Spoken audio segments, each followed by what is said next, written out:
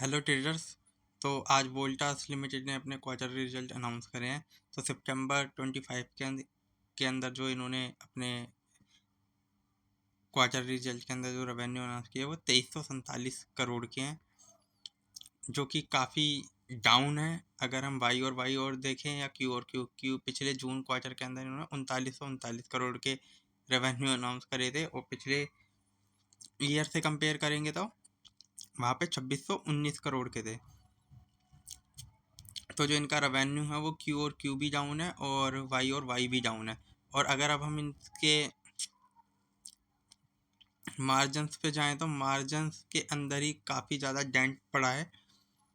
पिछले क्वार्टर के अंदर इन्होंने 4% के मार्जिन दिए थे, इस बार इन्होंने 1% के मार्जिन पे आ गए हैं, और पिछले ईयर से कंपेयर करेंगे तो वहाँ पे 5% के थे। तो इनको मार्जिन्स के ऊपर काफ़ी ज़्यादा डेंट पड़ा है।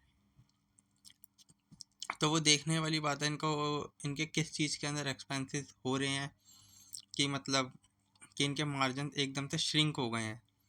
1% के मार्जिन पे कौन ही काम करता है। तो ये एक देखने वाला है, जो इसकी वजह से इनकी प्रॉफिटेबिलिटी में काफ़ी ज़्यादा डेंट पड़ा है। इस बार उन्होंने 32 करोड़ के रेवेन्यू अनाउंस करे हैं ओनली, और जबकि पिछले क्वार्टर के अंदर 141 करोड़ के थे, और पिछले ईयर से कंपेयर करेंगे सितंबर 24 से वहाँ पे 133 करोड़ के, लगभग वाई पे लगभग 101 करोड़ रुपए का प्रॉफिट के अंदर डिक्लाइन आया है। तो जो डिक्लाइन 100 करोड़ का इनके नेट प्रॉफिट में आया है, तो अभी अगर इसके चार्ट पैटर्न पे भी देखेंगे तो आपको भी वहाँ पे भी यही दिखेगा कि हाँ, कि ये डिक्लाइन क्यों आया है।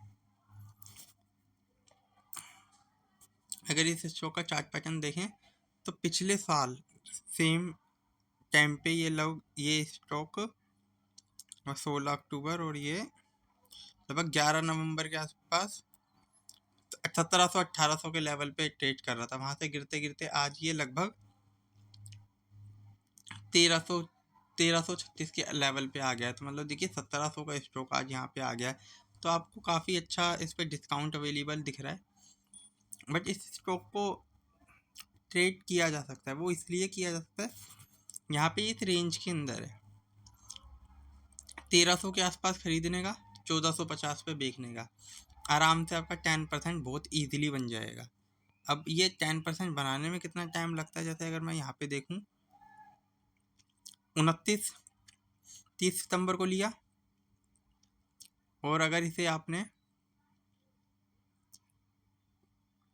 ये यहाँ पे कहीं बेच दिया, मान लीजिए ये 23 अक्टूबर को, लगभग 23 दिन बनते हैं, जिसके अंदर मतलब ट्रेडिंग डे 15 से 16 होंगे। जस्ट एज सिंपल, इसको एक तरीके से ट्रेडिंग के लिए लिया जा सकता है। अभी हाल फिलहाल में यहाँ पे लेने का है और यहाँ पे बेचने का है, लगभग 8 से 9%, 10% के गेन आपको इजीली मिल जाए।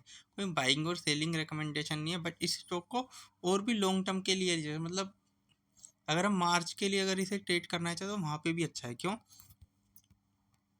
ये स्टॉक अपने डाउन पे ही है। और अगर आपको पता हो कि सितंबर के अंदर या सर्दी के अंदर कौन एसी फ्रिज खरीदता है, गर्मी के आइटम है, गर्मी में देखेंगे, और गर्मी में जाते हैं तो हम आराम से 40% तक, 44% तक बन सकता है। और चाहिए ही क्या। तो कोई बाइंग और सेलिंग रिकमेंडेशन नहीं है, बट इसके लिए इस कंपनी को अपने मार्जिन इंप्रूव करने पड़ेंगे, रेवेन्यू को अच्छा करना पड़ेगा, और जो भी मटेरियल कॉस्ट है, कमोडिटी कॉस्ट है, अगर उसको डाउन करना पड़ेगा, तो वरना तो इनके लिए बहुत दिक्कत हो जाएगी। अभी ये अपने मतलब रेंज पे चल रहा है, इसके रिजल्ट खास अच्छे नहीं आए, तो मे बी यहाँ से डाउन आ जाए। तो बाइंग और सेलिंग रिकमेंडेशन नहीं है। Thank you for watching me, stay tune, okay bye.